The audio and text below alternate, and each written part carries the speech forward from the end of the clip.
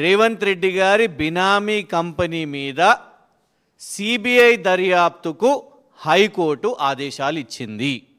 ఇది news, breaking news. KLSR అనే సంస్థ గతంలో ఎన్నోసార్లు కూడా మీతో చెప్పడం జరిగింది.